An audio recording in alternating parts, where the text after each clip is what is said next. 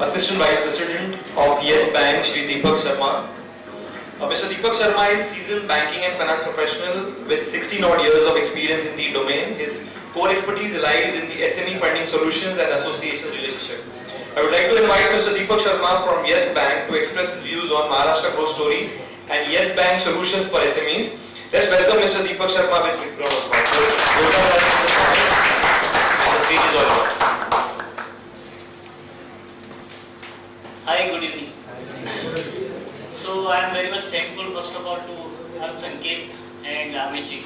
And when I was listening to the introduction, so first thing that was in my mind was that Sanket is the first Marathi that is something into this area which has some programs and DSCs and all. So मुझे ऐसा लगता है कि the way, and I have been into this banking and doing this kind of things with different associations, including FIO, Confederation of Indian Industries, ASSOCHAM and all.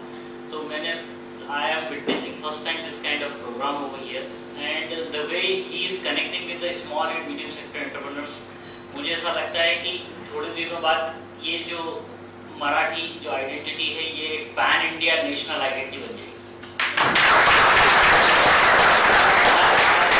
See the kind of energy and the kind of connect that he has with the SMEs, that is really very much amazing over here.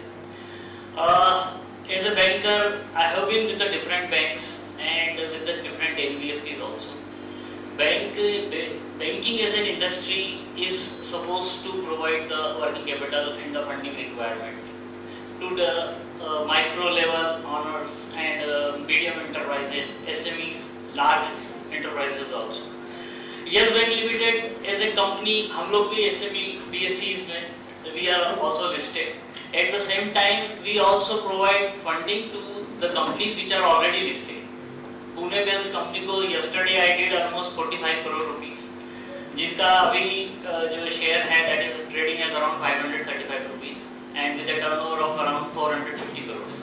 So banking is a platform where it can bridge the working capital requirement of a very small type, if you want to start your business, startup, from there to Reliance Industries to Adani, everywhere. So banking is something that is very crucial for the business.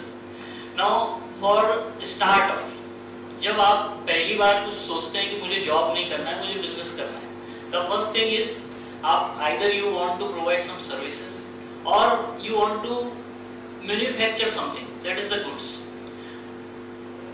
whatever it is, या तो आप service है या फिर आपका manufacturing है, आपको सबसे पहली रिक्वायरमेंट है कि आपको रॉ मटेरियल परचेस करना है. Let me tell you something about this ना, वर्किंग कैपिटल क्या होता है. हमेशा एक जब बैंकिंग में हम लोग जाते हैं तो हमेशा एक फर्स्ट क्वेश्चन आता है, बैंक वाले अपनी एलिजिबिलिटी कैलकुलेट करते हैं, एक महीना 2 महीने तक डॉक्यूमेंट पे डॉक्यूमेंट, और उसके बाद 2 महीने बाद एकदम उनका रिजल्ट आता है, अरे सर आपके साथ में तो बहुत समस्या है और आप ये पैसा ले लो, ये वापस देने वाले नहीं हो.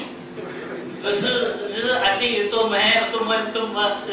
so this is the first thing that this is the experience that most of the entrepreneurs are having with the bank. जब आप बिजनेस स्टार्ट करना चाहते हो तो फर्स्ट थिंग इज कि आपको रॉ मटेरियल परचेस करना है. रॉ मटेरियल जिससे आपको परचेस करना है, जब आप उसके पास जाके बोलते हो कि मैं पहली बार या तो बिजनेस कर रहा हूँ या ठीक है मैं पिछले 15-20 सालों से 50 सालों से बिजनेस में हूँ, इसके बाद भी वो आपको कोई विश्वास नहीं करेगा. उसको लगता है कि आदमी का चेहरा देख के तो लग रहा है कि दोबारा दिखने वाला ही नहीं, तो उसको पैसा चाहिए एडवांस में. ठीक है, अब आपने एडवांस में आपने उससे मटेरियल लिया and then you invested something of your own. Electricity का बिल है, आपको सैलरी देना है, आपको दूसरे कॉस्टिंग है, वो सब आपने उसके अंदर डाला. 3 महीने तक वो आपकी फैक्ट्री में है, आपके पास में है वो मटेरियल, और उसके बाद आपने उसको किसी को सप्लाई किया, कस्टमर. जब आप उस कस्टमर के पास आप जाएंगे तो कस्टमर आपको बोलेगा कि मेरे पास आपको एडवांस या इमीडिएट पेमेंट देने का पैसा नहीं है, मैं आपको पैसा 2 महीने बाद दूंगा. और उसका चेहरा देखकर आप समझ जाएंगे कि 2 महीने बोल रहा है, ये 6 महीने तक लटकाने वाला है. तो आपको पैसा एडवांस में देना है रॉ मटेरियल वालों को, और जिनको आप सेल कर रहे हैं उनको आपको क्रेडिट देना है. This is the working capital deficit. मोटा मोटा अगर आपका 1 करोड़ का टर्नओवर है और अगर आप 3 महीने में रॉ मटेरियल से लेके मैन्युफैक्चरिंग में पैसा घुमाते हैं तो दैट मीन्स 1 साल में आप 4 साइकिल करते हैं. तो 1 करोड़ का टर्नओवर के लिए अगर आपके पास 25 लाख का वर्किंग कैपिटल है तो आप 1 करोड़ का टर्नओवर अचीव कर सकते हैं।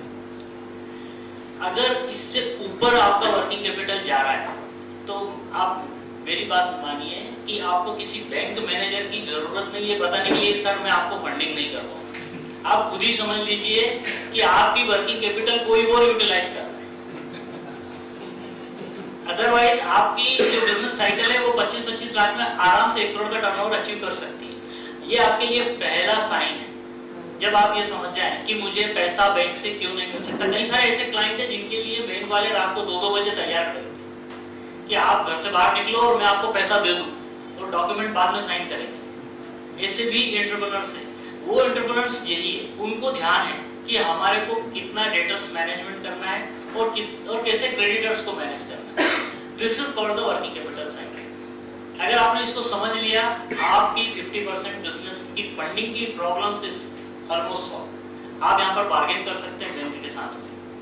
और second is your term loan. तो working capital loan and term loan. The term loan is for what? It is for your capacity expansion. तो जब आप कुछ नई मशीन खरीदना चाहते हैं, जब आप कुछ नया बिल्डिंग या लैंड आपको कुछ परचेस करना है MIDC से या समवेयर और आपको उसके ऊपर कुछ कंस्ट्रक्शन करना है, term loan is for a long term purpose जो कि आपकी कैपेसिटी को ऐड करता है। यहाँ पर आपके बिजनेस जो most of the business entrepreneur है उनका सेकंड ट्रिप आता है। आपको एक मशीन परचेस करनी है 50 लाख की। उस 50 लाख की मशीन का आपको कायदे से इनवॉइस लेना चाहिए और उसको आपको बैंक में देना चाहिए। लेकिन आपको पता है कि मैं इनवॉइस लूंगा, बैंक के पास जाऊंगा, वो बैंक मैनेजर उसको इवेल्युएट करेगा, उसमें वो 50 इंक्वायरी ऐसे पूछेगा जैसे बिजनेस उसी को करना, वो मशीन उसके घर में ही लगने वाला है। तो मैं उसको क्यों बताऊं? तो आप क्या करते हो कि मेरी जो वर्किंग कैपिटल है जो 2-3 करोड़ रुपए पहले से चल रही है, उसी 3 करोड़ में से 50 लाख रुपए आपने मशीन परचेज में डाल दिया। Now this is called the use of short term funding into long term. Now this is the biggest trick. Why? Because आपका जो ड्राइंग पावर है, जो डीपी, जो बैंक वाले टेक्निकल लैंग्वेज में बोलते हैं, लेकिन एक्चुअली वो होता वही है कि आपका, जैसा सर ने बताया कि जब से GST आया तो GST आने के बाद में काफी कुछ अच्छी चीजें हुई। हर चीज अब ऑन पेपर आ गई है। And I must tell you कि मैं 1-2 एंटरप्रेन्योर अभी 4 या 5 दिन पहले एक मीटिंग में था। उनका जो पेपर के ऊपर टर्नओवर है वो 7 करोड़ का दिखा रहे हैं। ऑफिशियल अनऑफिशियल टर्नओवर 82 करोड़ है। EMI के हफ्ते बराबर जा रहे हैं। वो कहां से जा रहे हैं किसी को पता नहीं, लेकिन पैसा आ रहा है। अब इनको चाहिए पैसा, इनके पास में बड़ा ऑर्डर है BMC से, इनको चाहिए पैसा उस ऑर्डर के लिए, लेकिन bank is not able to support it. Why? Because overall जो उसका टर्नओवर है उसकी जो एलिजिबिलिटी है 7 करोड़ की। ये भी लगता है बैंक से परेशान। तो उनकी जो ओवरऑल जो टर्नओवर की eligibility that is for the 7 crore. Now what bank can do? Bank के पास में कुछ नहीं करने के लिए, तो आपको अपना पैसा पेपर पर रखना पड़ेगा। That is must, that is very very crucial. एक एंटरप्रेन्योर का मैं आपको एक एग्जांपल बताता हूं।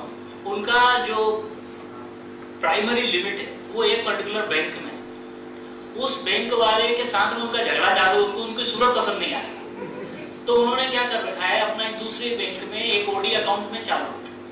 तो वो OD में पैसा घूम रहा है, मतलब वो पैसा का जो लेन देन है वो उस अकाउंट से हो रहा है। अब उन्होंने दिखाने के लिए दोनों बैंकों के स्टेटमेंट दे दिए बैंक के साथ। बट द फैक्ट इज कि the bank from where you have taken your CC limit, that bank account में churning, it is their banks right, it is the bank's money, तो उसकी चर्निंग उस bank account में होना जरूरी है।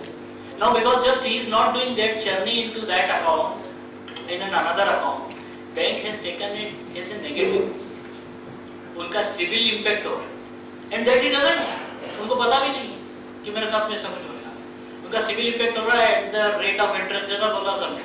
आप बार्गेन कर सकते हो, लेकिन आप बार्गेन तब कर सकते हो when everything is supporting you, when everything is in your favor. So this is all about those small things that if you take care of, then the bank manager will be behind you rather than you are chasing the bank manager. तो working capital product हो गए। अच्छा, ये being into Yes Bank, I must tell you something about the Yes Bank also. 2005 में we are the youngest bank, 2018-2019 से there is some episode that was going on. Because of that, the bank was in the trouble. इसके बाद में there was a government intervention. तो bank में जो majority stake है that is now held by State Bank of India. And Yes Bank के जो अभी chairman हैं that is also from State Bank of India. तो Yes Bank is very much now stable and it is on the path of growth. अभी ये आगे बढ़ रहा है. Yes Bank का शेयर भी सर अभी अट्रैक्टिव है. अच्छा है. ले मतलब you can buy that also.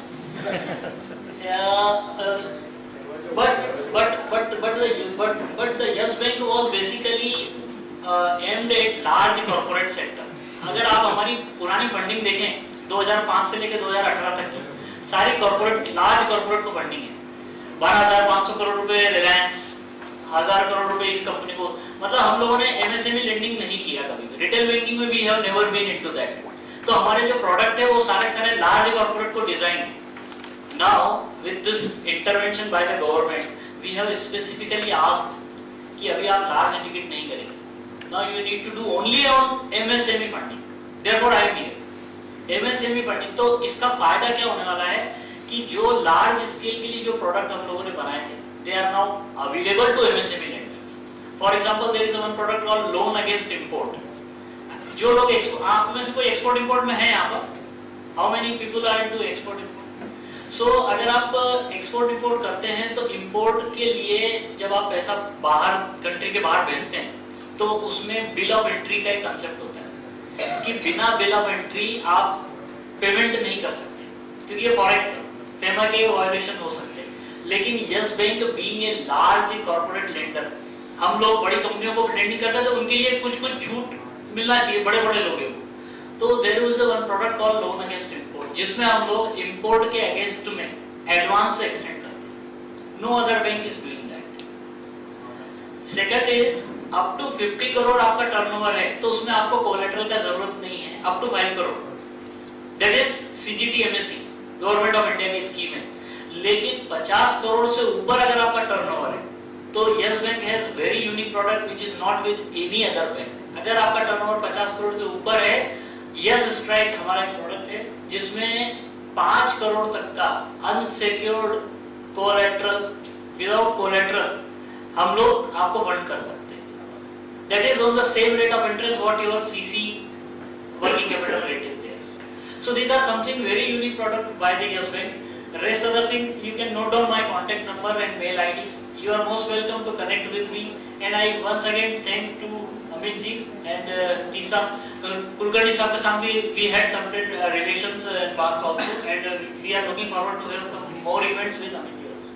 Thank you very much for giving me. जोरदार खड़ा दीपक सर.